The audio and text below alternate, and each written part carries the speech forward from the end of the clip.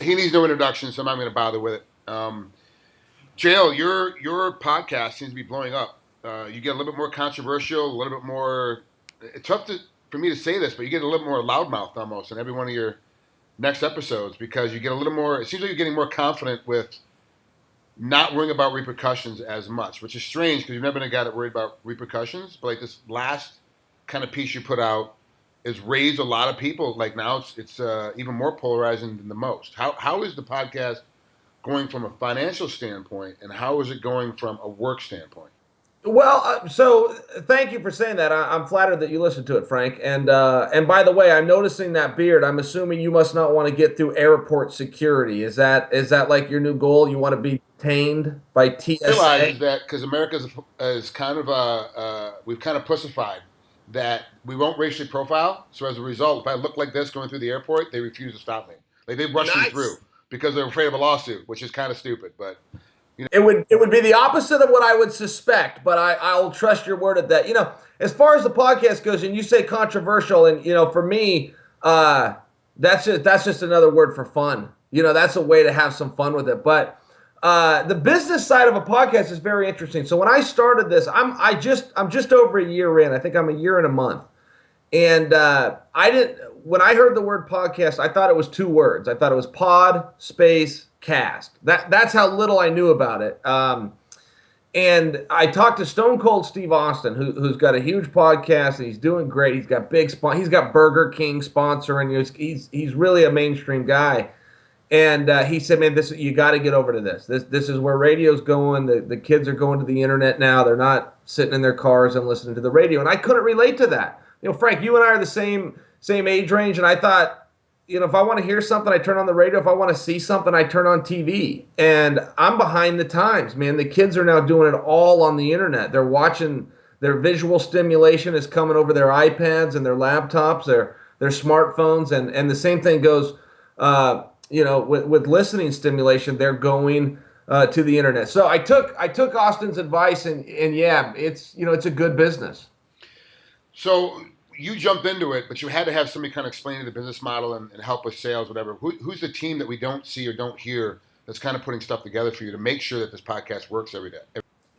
I got two people. So I work for a company called Podcast One, and they're kind of the leaders in that space, in that they kind of came forward and started everything, and so sponsors know where to go if they want to buy packages. So that's very helpful. And then as far as my management team of MMA Inc., Mike and Jeff, they, when I have an idea, I just take it to them and say, guys, I really want to get in this, and here's a conversation I just had with Austin. Here's what he's saying, and they just kind of take it from there. I've got really lucky with management, and I wasn't my whole career, and until I was able to see, oh man, there is a difference. It matters who's managing you. It matters if they have a plan, and if they wake up early in the morning and start working the phones, and if they don't, it matters. And I've really got the right people. So I interviewed Johnny Hendricks a couple weeks ago, and he came out and said with the Reebok deal, he doesn't need a manager anymore. And most people in the UFC don't need managers anymore because they're kind of in a space where everything's kind of internally handled. You don't need to worry about it. Fight, win, and get your Reebok deal, and that's just the end of it. He said his point was, if I ever get back to the point again where I need to have a manager in MMA, it's time for me to get away from MMA. Do you believe now, if you're with the UFC and the way things are going, the way that they have their structure set, there's really no reason to have a manager once you get to a certain level within the sport? I've never thought of it in that capacity until you just laid it out now, so I might need to process that a little bit. I can tell you, I worry about Johnny a little bit. Johnny's one of us. He's a wrestler, so you and I are attached to his career the second he steps in there, and I worry about some of the things he's doing. Most importantly for him, when he left that management team, he was in an all-encompassing situation where that also means he has to leave his team, his training team, and his coaches.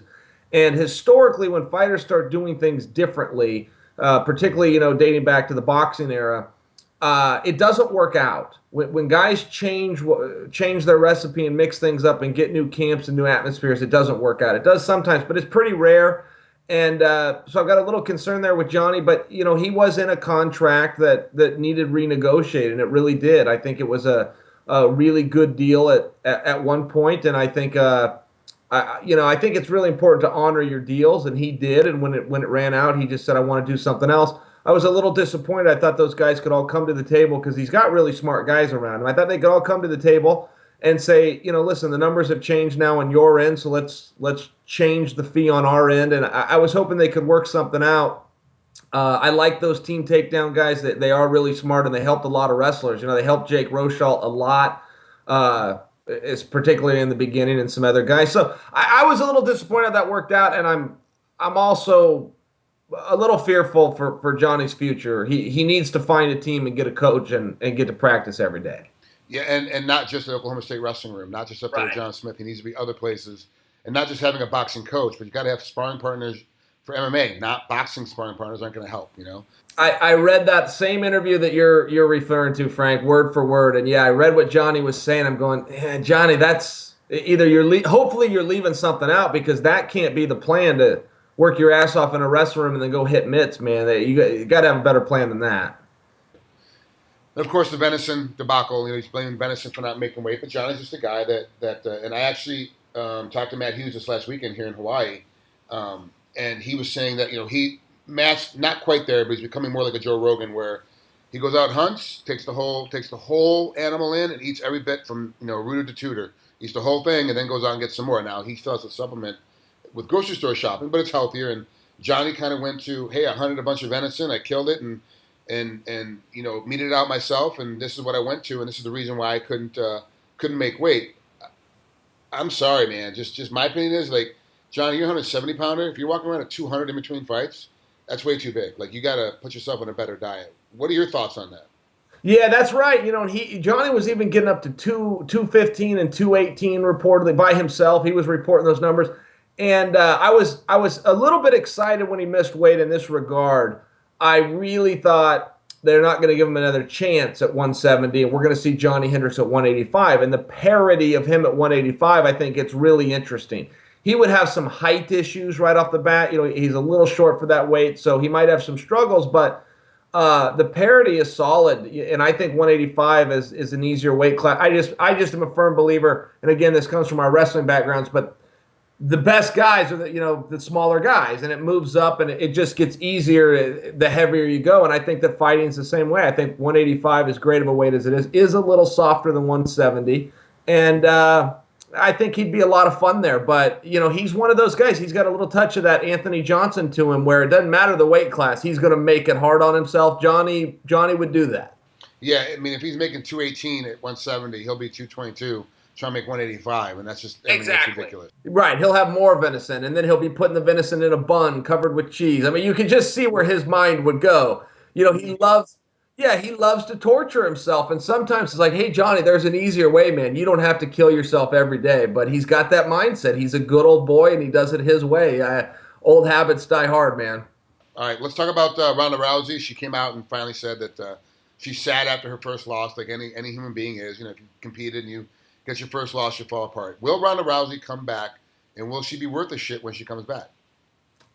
Yeah, she will come back. She stated as much, and she's a competitor at heart. The psychology of those champions is different. I never experienced it, but I do see guys get there and things change. I'll use Daniel Cormier.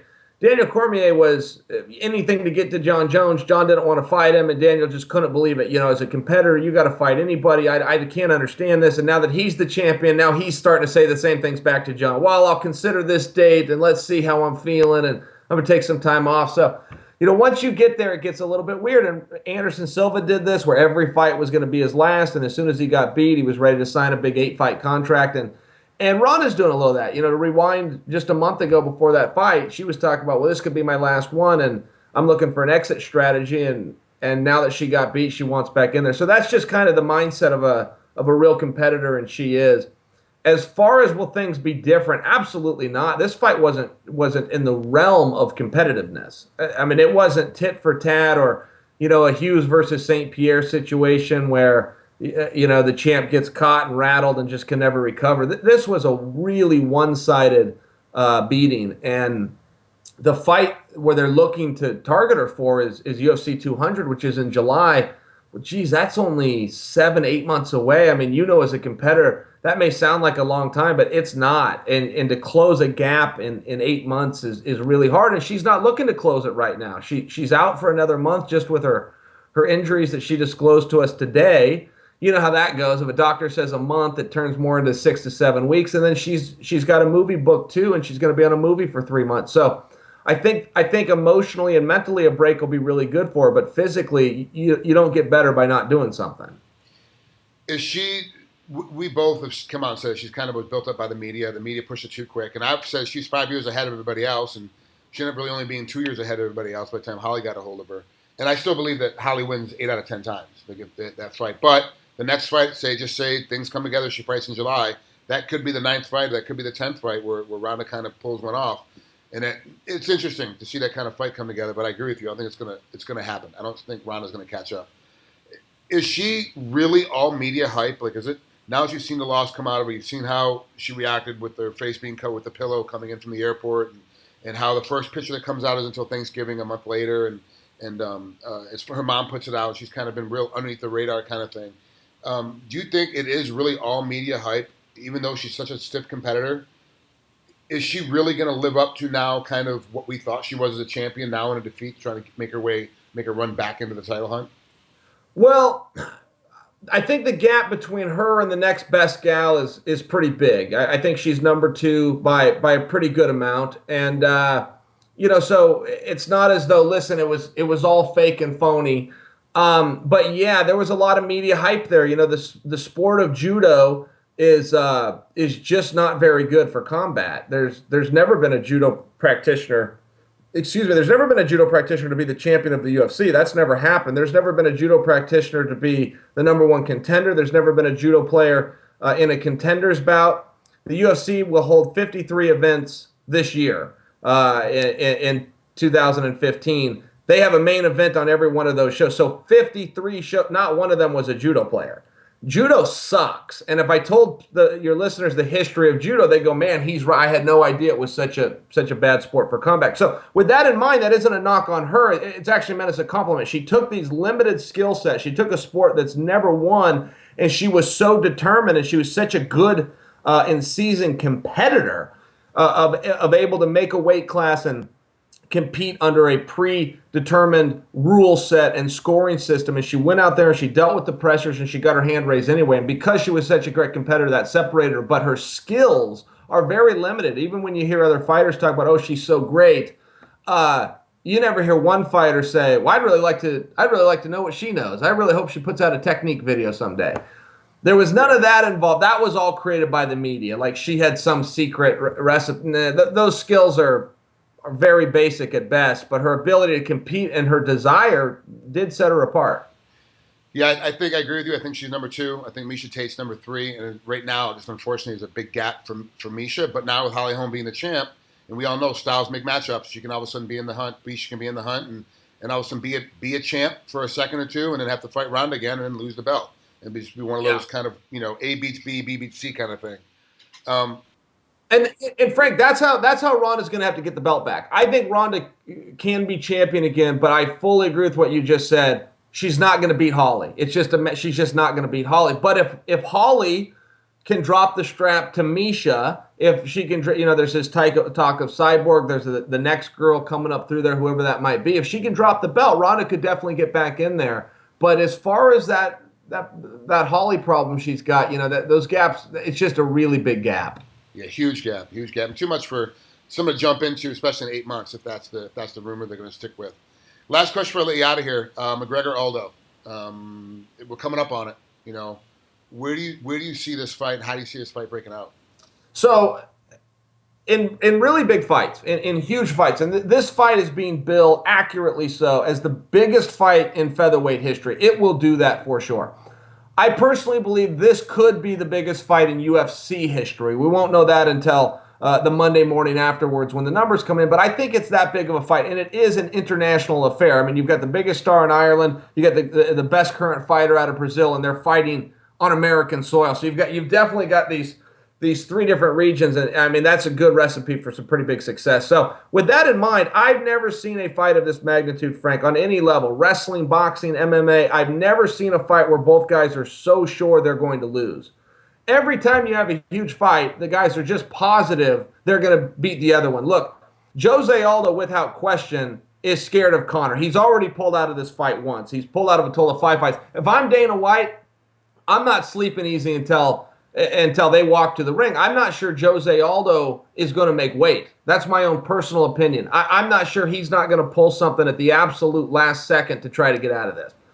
Conor McGregor is already putting down interviews about, feathering his fall, about the secret ingredient to success is failure, and champions must lose, and it's how you come back from defeat. And I'm thinking about going to 155. And I get it, man. I'm the same as you, and a lot of the viewers don't know what they're looking at all the time. We know what we're looking at. I had my first fight in 1997. I know what I'm looking at every single time. I know when a guy puts out an interview. I know when a guy takes his T-shirt off, what supplements he was on. I know what I'm looking at. And I mean, I could tell you the way Conor's putting down these interviews, he's very scared of this fight, and I've just never seen it where both guys are. So I think that's a compelling talking point. Skill-wise, I think that Aldo is greatly superior, but I also thought Chad Mendes was, and Conor went out and got his hand raised there. So Conor's fantastic. That whole weight class, 145 pounds, is nasty. I feel bad for Demetrius Johnson because he's pound for pound one of the best fighters in the world and crushing everybody in his weight class, and there's no excitement around his weight class. And then you have Conor, who's not the champ, and pound for pound, one of the best guys in the world is the champ, and Conor's superseding him. It's like making the whole weight class just up in arms. And Conor at one point says he's going to go up to 170 and try to fight guys up there. And Donald Cerrone batting him up, and Donald, just size wise, Donald beats him up. But it becomes interesting for the casual fans. Like this little upstart from Ireland also wants to fight all these other guys. It destroys all the other small weight classes because all the other small weight classes are getting overshadowed by 45. This is what happens, and it sucks. It's what happens, but this is where competitiveness comes. We're not just competing in that octagon. This is what these guys, Frank, some of them never realize this, and most of them don't realize it until their career is over. But we are competing for everything, which includes interviews, which includes airtime, which includes who gets to go on ESPN, who gets to go on FS1, who gets to come on with Frank Trigg and voice things on your huge platform. So they've got to compete for all these things. They can't just leave it to skills in the gym. And Conor is one guy that understood there's other things we're fighting for here. We're fighting for money. We're fighting for attention. We're fighting for appeal. We're fighting for T-shirt sales. And he just stepped forward and started putting the work in. And some of these other guys, I mean, I'll listen to Demetrius Johnson's interviews, and I concede your point completely. He is one of the best fighters ever.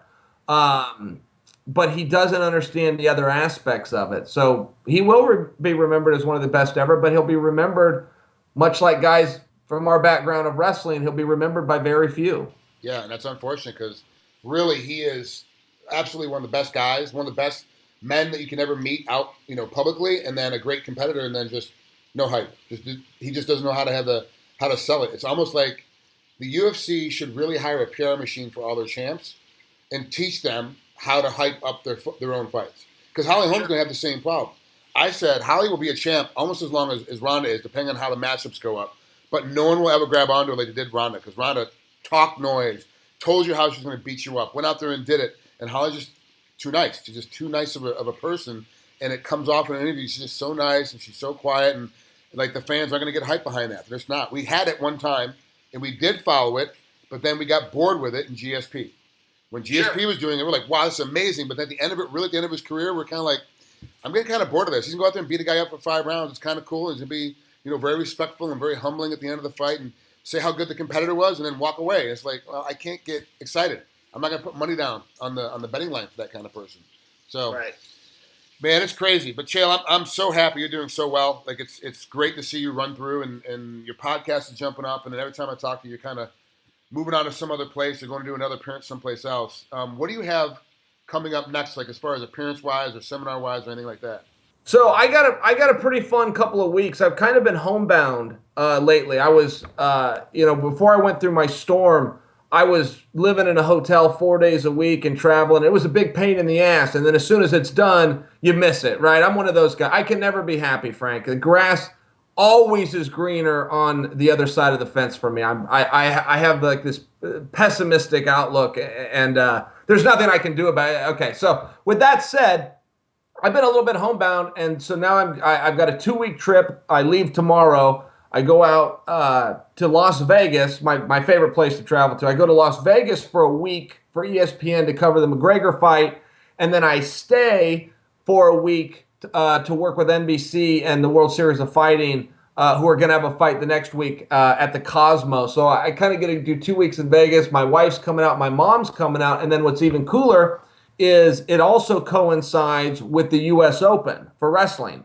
So I'm going to stick around an extra 2 days, go watch those guys, and so I'm pretty pumped about that too. So I got a pretty fun couple of weeks ahead. I get to get out of the house and go do something. And you'll be home in time for Christmas?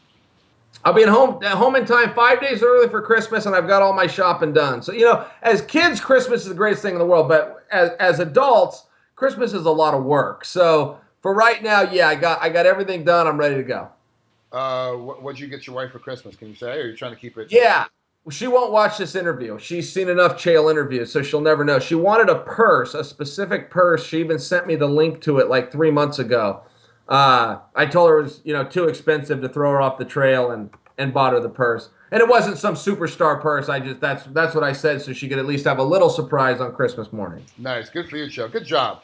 Good job keeping the home life safe. Good work. Thank you. And I usually go with several presents. We're not necessarily huge spenders in this house, but I like her to have a lot of gifts to unwrap. In this particular case, she's going to have one. So I'm a little disappointed there. I might have to slip like a simple, some chocolates or some socks or something. So I like there to be presents. So we'll see how all that plays out. But if I don't get to the store, I am covered. Good for you. Good work. Chael, thanks so much for coming on here, man. I really appreciate it. It's always great to talk with you, man. We got to do it more often. I love visiting with you. Call me anytime. Have fun in Vegas, man, and hopefully I should be back. I might be in town the same time you are. If so, I'll call you up and we'll try and grab a coffee. I'll look forward to it. See you, Frank.